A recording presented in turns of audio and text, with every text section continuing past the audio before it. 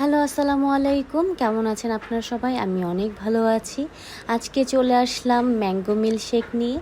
পাকা আম দিয়ে mango milkshake খেতে কিন্তু অনেক মজা লাগে।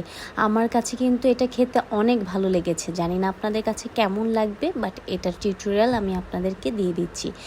প্রথমেই হচ্ছে গিয়ে আমি একটি পাত্রে 2টি পাকা আম নিয়ে নিয়েছি এবং আমগুলো কিন্তু ভালোই মিষ্টি ছিল এবং এটাকে সুন্দর করে আমি ছুলে এটাকে কেটে এই যে দেখেন কি সুন্দর করে রেখে দিয়েছি। এরপরে হচ্ছে সুন্দর করে আমি পিস পিস করে নেব এবং কাটার জন্য ব্লেন্ডার যেহেতু করব সেজন্য আমি সুন্দর করে ছোট ছোট পিস করব। আপনারা চাইলে বড় বড় পিস দিতে পারেন, যেহেতু আমার পরিমাণে কম ছিল তো আমি একটু ছোট ছোট করেই নিয়েছিলাম। এরপরে হচ্ছে আমি একটা আমকে ছোট ছোট স্লাইস করে নিব এবং ছোট ছোট টুকরো করে নিব, কারণ হচ্ছে গিয়ে আমি এটার উপরে ডেকোরেশন করার জন্য আমগুলো ছোট ছোট পিস করেছি, এটা আমি লাস্টে দিয়ে দিব।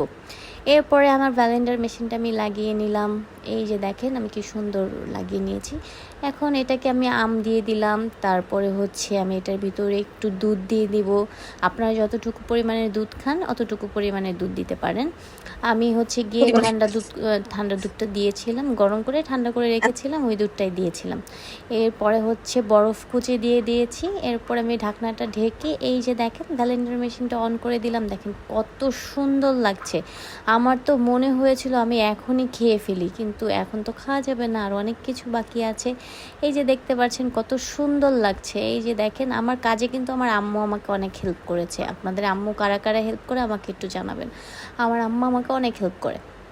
তো এই যে দেখেন এরপর আমি বরফ কুচি দিয়ে নিলাম। এরপরে যেটা করব, বরফ কুচিটা দেখার জন্য দেখেন কত সুন্দর। এই যে দেখেন আমি ঢেলে দিলাম, কত সুন্দর হয়েছে। ঢেলে দেব, একটু ঢেলে দেই। এই যে দেখেন ঢালার পরে আমি যে ছোট ছোট করে কাটা যে আমগুলো রেখেছিলাম এটা উপর দিয়ে দিয়ে দিলাম। দেখেন কত সুন্দর লাগছে।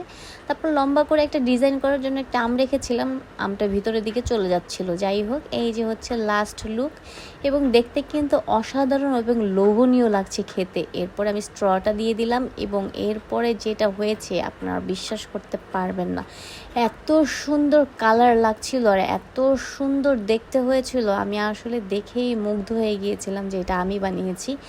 যাই হোক, এটা দেখতে যেমন সুন্দর ছিল এবং খেতে ততটাই স্বাদ হয়েছিল, এবং স্বাদ বলতে কি সেই স্বাদ হয়েছিল।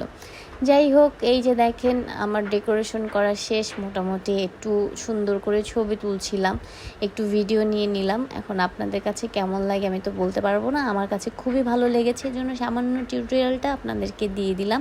আপনার বাসায় বানিয়ে খাবেন, এই গরমে তো অনেক অনেক অনেক মজা পাবেন। আমি আপনাদেরকে 100% গ্যারান্টি সহকারে বলতে পারি যে এই জুসটা যদি আপনি খান আপনার কলিজাটা ঠান্ডা হয়ে যাবে, এত মজা হয়েছিল।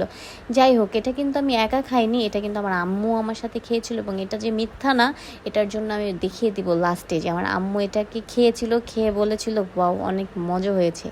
এবং এই খাবারটা যে এত মজা হবে আমি আসলেই বুঝতে পারিনি, সত্যি কথা। তারপরে যাই হোক আমি একটু নাড়ানাড়ি করে নিলাম, যেহেতু এখন আমি মোটামুটি শেষ। এই যে এখন আমি আম্মুকে দিলাম যে আম্মু একটু খাও তো, দেখো তো কেমন হয়েছে। আম্মু অনেক মজা হয়েছে, অনেক, আসলে অনেক মজা হয়েছিল। এত মজা আসলে আমি বুঝতেই পারিনি। তো আপনাদের সবাইকে অনেক ধন্যবাদ ভিডিওটা দেখার জন্য। আপনারা প্লিজ লাইক, কমেন্ট, শেয়ার দিয়ে আমাকে পাশে থাকবেন।